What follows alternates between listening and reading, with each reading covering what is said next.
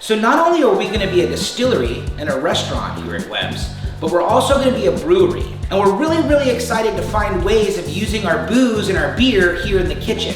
And so today, I'm gonna show you how to make a really simple beer batter recipe, and then we're gonna use it to make fish and chips, and I'm also gonna show you how to make a tartar sauce from scratch.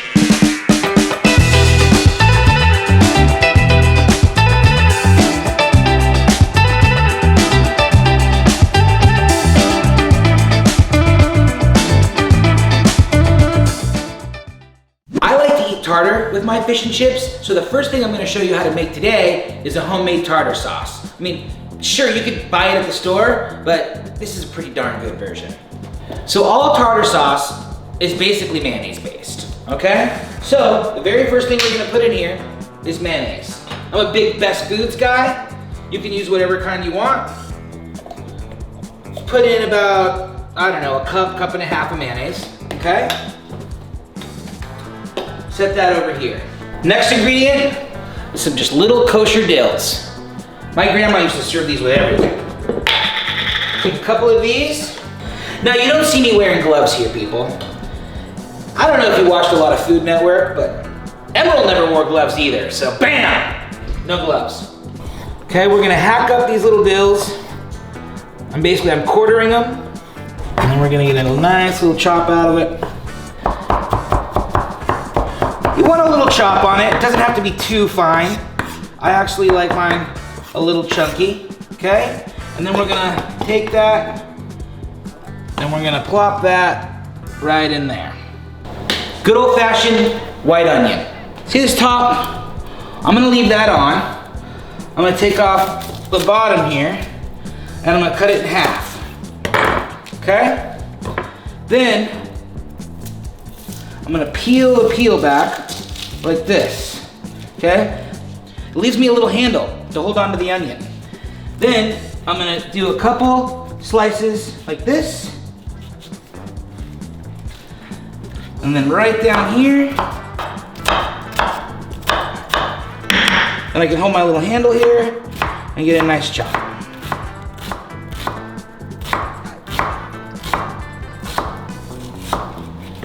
We want these chopped, but it doesn't have to be too fine. And right in our tartar. Okay? Boom. Mayonnaise, onion, dill pickle. Here's a little secret ingredient that I use in my tartar sauce that you may never have seen before. Pickled ramps from West Virginia. So ramps are kind of like a cross between onions and garlic, and they grow wild all over the creek beds of West Virginia. So we'll take some pickled ramps. You're gonna want to get a pretty good chop on the ramps since it's such a strong flavor. You don't want anyone just getting a big mouthful of ramps. Right into the tartar. Mix that in. So now we've got the mayonnaise, the pickles, the onion, the pickled ramps. Let's add some herbs. For herbs, I've washed some tarragon. So we're gonna strip our tarragon and just strip the leaves right off. Take those top leaves, strip the rest of them down.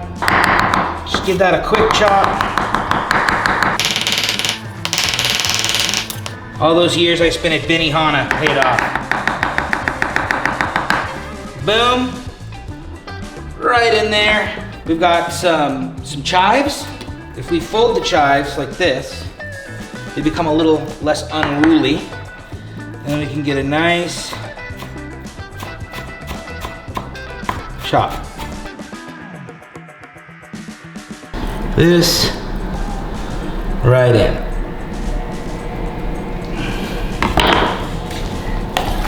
Mix that in there. Almost there. I like to add some white pepper for a little bit of for a little kick. Not too much, a little white pepper goes a long way. Some people like to use lemon juice. I like to eat malt vinegar with my fish and chips. I've gone to many stores and I've been very surprised to find that I'm having a hard time finding malt vinegar. So today we're gonna use unfiltered raw apple cider vinegar. But if you can find the malt vinegar, buy the malt vinegar. So I'm just gonna use a cap lid full to give it a little acid. And ladies and gentlemen, that's it. Mix it all together. Mix that up, make sure you incorporate everything, scrape the sides down, get it all mixed up. And that right there is a tasty little tartar. Okay, let's stick this in the fridge. Make some fish. So you can't have fish and chips without the chips, right? So right now I'm gonna show you a foolproof recipe for the perfect French fries. You start out with new potatoes, all right? And you ditch them for a bag of frozen Ore-Ida.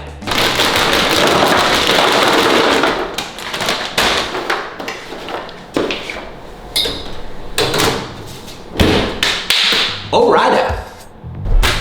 You can't have fish and chips without the fish. So here's how you prep the fish.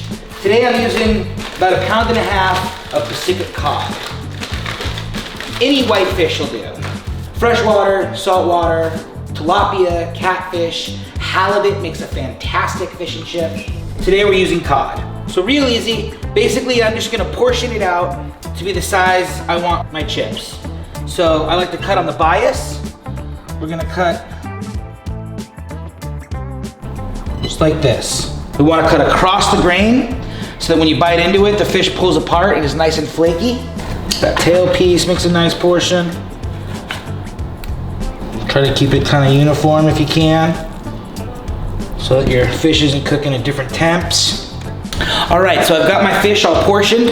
Before I batter it, I like to dust it with a little bit of Old Bay. Pre-season it a little bit. Try to evenly disperse it across the pieces. All right, those are ready for the batter. Today we're cooking with pure peanut oil. I would prefer to be cooking over fire, but today we're using electric.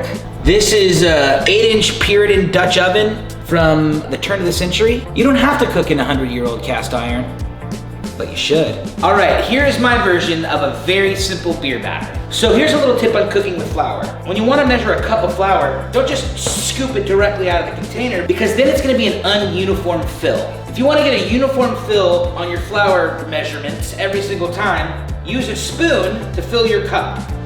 And that way, the flour isn't getting compacted in any way. You get a nice loose fill, and then use something with a straight edge. Boom. Perfect 1 cup of flour. 1 cup of flour. Little celery salt.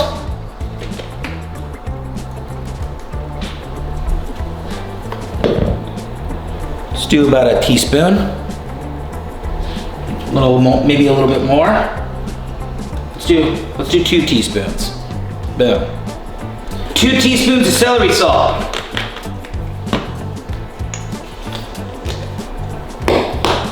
Little ginger. Let's call that a couple teaspoons. Boom, right in there.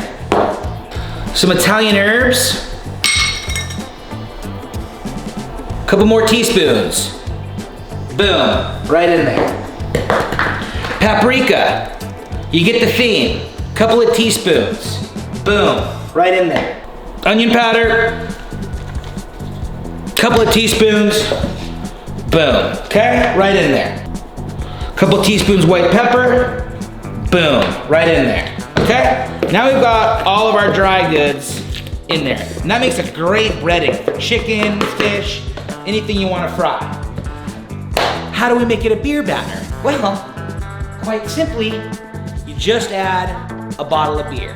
So beer batter in its simplest form is 1 cup of flour and 1 beer, can or a bottle. Today we're using Modelo because I was already drinking. Something I learned in college is how to open a beer with anything. I can open a beer with a phone book. So we've got our dry ingredients. We're gonna add 1 bottle of beer. And here's the thing about making a beer batter. Firstly, you wanna use a beer that you wanna drink. If it's not something that you would wanna drink, you're not gonna want it in your beer batter, okay? You mix it up. You don't wanna over mix it. You mix it till it's all incorporated. But you see all those bubbles in there? That's the good stuff.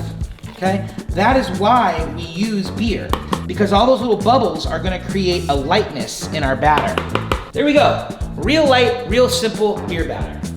Our fish goes right into it. And we're gonna want these to go in the fryer pretty quickly after we make the beer batter. You don't wanna make the batter and let it sit because then all your bubbles pop and you won't have as light of a batter. So we mix the fish in, get it nice and covered. And this is a pretty light batter. It is not gonna be like a heavy coating. It's nice and light. All right, so we got our peanut oil up to about 350 degrees. And we're gonna go right in there.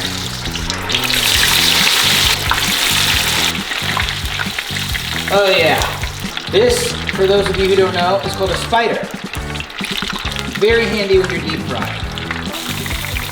My grandma used to call it cooking up a mess of fish. We're cooking up a nice mess of fish today. She'd be happy to know her cast iron is still going to good use.